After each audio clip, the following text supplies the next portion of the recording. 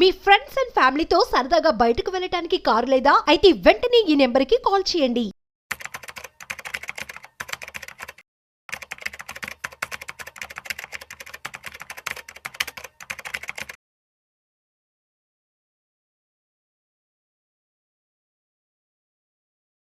Sir Anil గారు నమస్తే sir. నమస్కారం విష్ణు గారు. అనిల్ గారు, ఇప్పుడు ఈ స్మాల్ క్యాప్ ఫండ్స్ లో ఎక్కువగా రిటర్న్స్ వస్తున్నాయని గత 2 సంవత్సరాల నుంచి చాలా మంది పెద్ద మొత్తంలో స్మాల్ క్యాప్స్ లో ఇన్వెస్ట్ చేస్తున్నారు. అవును. బట్ ఒక 15 years హిస్టారికల్ డేటా చూస్తే మిడ్ క్యాప్స్ లో కానీ లార్జ్ లో కానీ స్మాల్ లో కానీ ఆల్మోస్ట్ ఈక్వల్ గానే రిటర్న్స్ వస్తున్నాయి. కాబట్టి ఇక్కడ నుంచి ఫర్దర్ గా ఇన్వెస్ట్ చేసే వాళ్ళకి మరి ఈ స్మాల్ క్యాప్స్ కి సంబంధించి మీరు ఎటువంటి సజెషన్స్ ఇస్తారు? ఈ 2025 నుంచి ఇన్వెస్ట్ చేద్దాం అనుకున్న వాళ్ళకి. వండర్ఫుల్ క్వశ్చన్ అండి. యాక్చువల్లీ మీరు ఆన్ డాట్ అంటారు, కరెక్ట్గా చెప్పారు. మనం హిస్టారికల్ యావరేజెస్ తీసుకుంటే లార్జ్ క్యాప్ కేటగిరీ కానీ, మిడ్ క్యాప్ కేటగిరీ కానీ, స్మాల్ క్యాప్ కేటగిరీ కానీ చాలా కొంచెమే తేడా ఉంది. మేబీ రీసెంట్ 2-3 years పర్ఫార్మెన్స్లో మాత్రం వేరియన్స్, అంటే స్మాల్ క్యాప్స్ ఎక్కువగా పర్ఫామ్ చేశాయి. బట్ లాంగ్ టర్మ్లో మాత్రం ఒక 1%, 0.5% కన్నా ఎక్కువగా తేడా లేదు.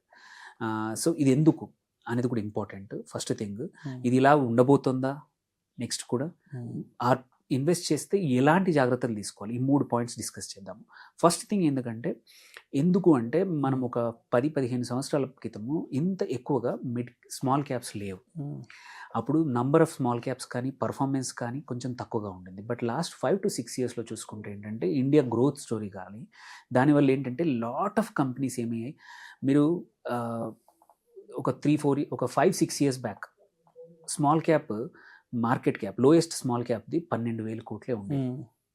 ఇప్పుడు మీరు 250, అదే లోయెస్ట్ స్మాల్ క్యాప్ దగ్గర నియర్లీ 35,000-40,000 కోట్లు ఉంది.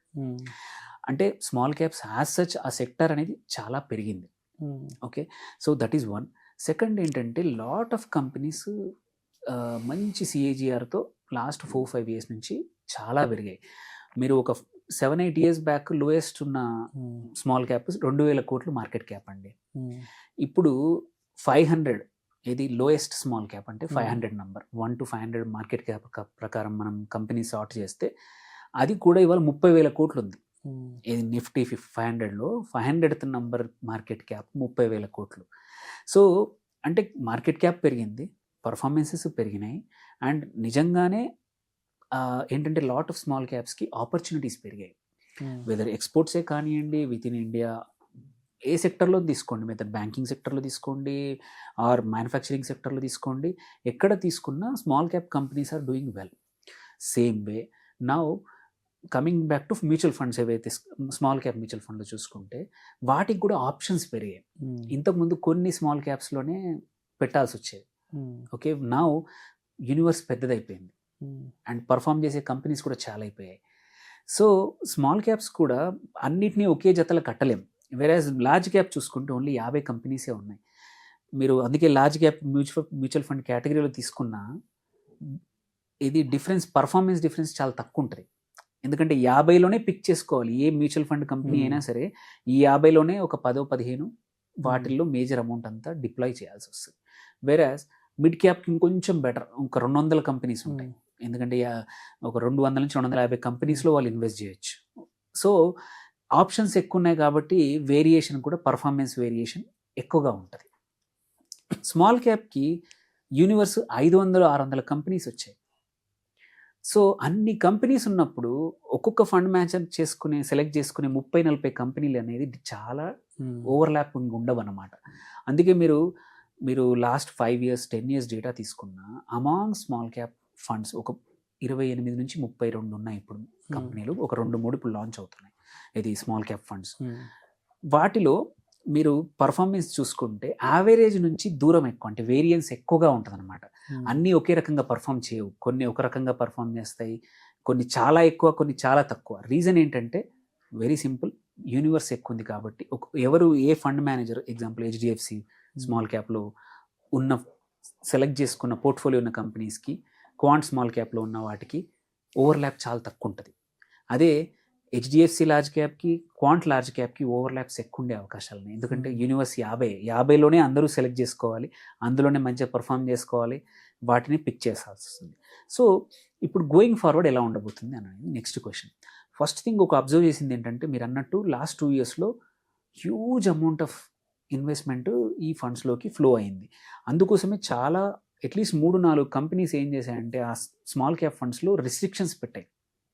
ఎంతగా అంటే అంత లంసం తీసుకోకుండా లంసం కూడా పర్ ప్యాన్ నెలకి 50,000 అని, నెలకి 25,000 అని, ఆర్ నెలకి ఎస్ఐపి కూడా మ్యాక్సిమం 25,000 అని లిమిట్స్ పెట్టారు. ఎందుకంటే ఈ ఎస్పెషల్లీ ఈ స్మాల్ క్యాప్ సెక్టర్లో హ్యూజ్ అమౌంట్ ఆఫ్ మనీ వెళ్తే ఏంటంటే ఆ మార్కెట్ క్యాప్ సరిపోదు.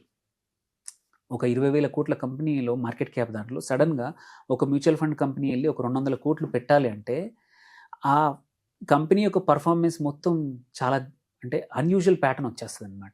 సో అందుకోసం ఆపర్చునిటీ ఉండదు కాబట్టి చాలా కంపెనీస్, చాలా especially mutual fund companies, small cap funds restrictions పెట్టాయి. కానీ ఇప్పుడు కొన్ని అన్లాక్ చేసాయి. ఎస్పెషల్లీ ఈ సంవత్సరం ఇప్పుడు నెక్స్ట్ క్వశ్చన్ మీరు అడిగిన దాంట్లో 2025 ఎలా ఉండబోతుంది? కొత్త వాళ్ళు పెట్టొచ్చు, పక్కా పెట్టొచ్చు.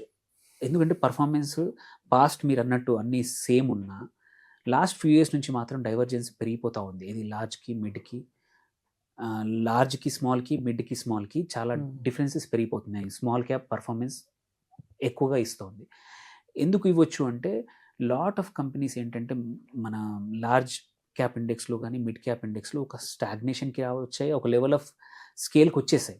ఇంకా హెడ్ స్పేస్ తగ్గిపోయింది, కాంపిటీషన్ పెరిగింది. వేరే స్మాల్ క్యాప్స్కి ఇంతకుముందు కన్నా ఒక 5 to 7 years బ్యాక్కి ఇప్పుడు చూసుకుంటే యాక్సెస్ టు క్యాపిటల్ అనేది చాలా పెరిగిపోయింది. అంటే వాటిని గ్రోత్ చేయడానికి, వాటి ఎక్స్పాన్షన్కి ఇంతకుముందు క్యాపిటల్ డిఫికల్ట్ ఉండేది. బట్ ఇప్పుడు బ్యాంక్స్ నుంచి సపోర్టే కానివ్వండి, ఇన్స్టిట్యూషన్స్ నుంచి కానీ, ప్రైవేట్ ఈక్విటీ కానీ చాలా అంటే ఇఫ్ మన కంపెనీ యొక్క ఫైనాన్షియల్స్ బాగున్నాయి, కార్పొరేట్ గవర్నెన్స్ బాగుంది, ప్రమోటర్స్ బాగున్నారు, వ్యూ బాగుంది, గ్రోత్ బాగుంది అంటే డబ్బులు ఆ కంపెనీ యొక్క కెపాసిటీ పెంచుకోవడానికి, అడిషనల్ క్యాపిటల్ రేజ్ చేయాలంటే ఇంతకుముందు చాలా బాధలు పడాల్సి వచ్చేది. ఇప్పుడు అవసరం లేదు. ప్రమోటర్స్కి క్యూఏపీ ద్వారా కావచ్చు, పీఈస్ ద్వారా కావచ్చు, బైఅవుట్ కావచ్చు, or partial sale of equity by promoters కావచ్చు, చాలా కామన్ అయిపోయింది. సో అందుకోసమే ఈ యాక్సెస్ టు క్యాపిటల్ పెరిగిపోయింది కాబట్టి ఫ్యూచర్లో ఇన్వెస్ట్ చేసిన చాలా స్మాల్ క్యాప్స్ మంచిగా పర్ఫామ్ చేయబోతున్నాయి. సో ధైర్యంగా చేయొచ్చు. కాకపోతే ఒకటే థింగ్ చూడాల్సింది ఏంటంటే మీ రిస్క్ ప్రొఫైల్ బట్టి. బికాస్ ఏంటంటే ఇందులో కూడా 65% ఆఫ్ ఏయుఎం అంటారు కదా ఒక ఫండ్ది స్మాల్ క్యాప్లో కంపల్సరీ పెట్టాలి. మిగిలిన 35ని మీకు ఆప్షన్ ఇస్తుంది సెబీ. ఎక్కడ పెడతారనేది ఆ ఫండ్ మేనేజర్కి ఆప్షన్ ఇస్తుంది.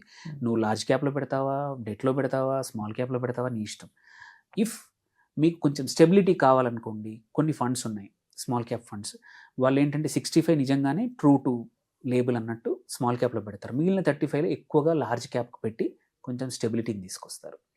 కొన్ని కంపెనీలు క్వాంటే కానీ, మోతిలాల్ ఓస్వాల్ కానీ, కొన్ని బంధన్ లాంటివి ఏంటంటే ఈ 65 తర్వాత అడిషనల్ కూడా ఈ 35లో ఇంకో 20-25 అంటే 85-90 వరకు స్మాల్ క్యాప్లో ఇన్వెస్ట్ చేస్తున్నారు. దాన్ని బట్టి ఏంటంటే రిస్క్ ఎక్కువ అవుతుంది, రిటర్న్స్ కూడా ఎక్కువ వచ్చే అవకాశం లేదు. మీకు ఆ అపటైట్ ఉందనుకోండి, గో ఫర్ దట్. సో ఆ ఆప్షన్ ఇంతకుముందు లేదు. ఈ లాస్ట్ 4-5 yearsలో ఉన్న 28-30 ఫండ్స్లో కూడా మీరు చూస్ చేసుకోవచ్చు. ఎందుకంటే ఈ 35 అనేది వెరీ సిగ్నిఫికెంట్ అమౌంట్ ఆఫ్ పోర్ట్ఫోలియోలో 100లో 35 స్మాల్ క్యాప్ పెడుతున్నారా, లార్జ్ క్యాప్ పెడుతున్నారా, దాన్ని బట్టి అడిషనల్ రిటర్న్స్ జనరేట్ ఎలా అవుతున్నాయి అనేది డిటర్మైన్ చేసే అవకాశం చాలా ఎక్కువగా ఉంది. సో ఇంతకుముందు లేని ఆప్షన్స్ ఇప్పుడు వచ్చాయి. సో ఇప్పుడు ధైర్యంగా పెట్టొచ్చు. స్మాల్ క్యాప్ భయపడాల్సిన అవసరం లేదు ఎవరేం చెప్పినా సరే. ఎందుకంటే ఫస్ట్ మార్కెట్ క్యాప్ పెరిగింది. ఇంతకుముందులా కంపెనీస్ ఒక ఈజీగా పడిపోవడం, స్మాల్ క్యాప్ అన్నా ఇవాళ ఇప్పుడు 35,000 crores వెరీ లోయెస్ట్. అలాంటప్పుడు భయపడాల్సిన అవసరం లేదు. అంత మార్కెట్ క్యాప్ ఉన్న కంపెనీ సడన్గా ఇంతకుముందు అంటే భయపడాల్సి వచ్చేది. ఇప్పుడు అలాంటిది ఏం లేదు. ధైర్యంగా డొమెస్టిక్ ఇన్వెస్టర్స్ పెడుతున్నారు కాబట్టి ఇబ్బంది లేదు. ధైర్యంగా చేయొచ్చు. కాకపోతే selection of fund very important. మీరు కొంచెం రీసెర్చ్ చేయండి. పోర్ట్ఫోలియో ఎలా ఉందో చూడండి, ఫండ్ మేనేజర్ ఎవరో చూడండి, ఫండ్ పర్ఫార్మెన్స్ ఎలా ఉందో చూడండి, కన్సిస్టెన్సీ ప్లస్ మీ రిస్క్ ప్రొఫైల్ తగ్గట్టు అవి సూట్ అవుతున్నాయి చూసుకుంటే స్మాల్ క్యాప్స్లో 2025లో you will get same returns or better returns. Thank you sir. Thank you so much Anil garu. Thank you అండి.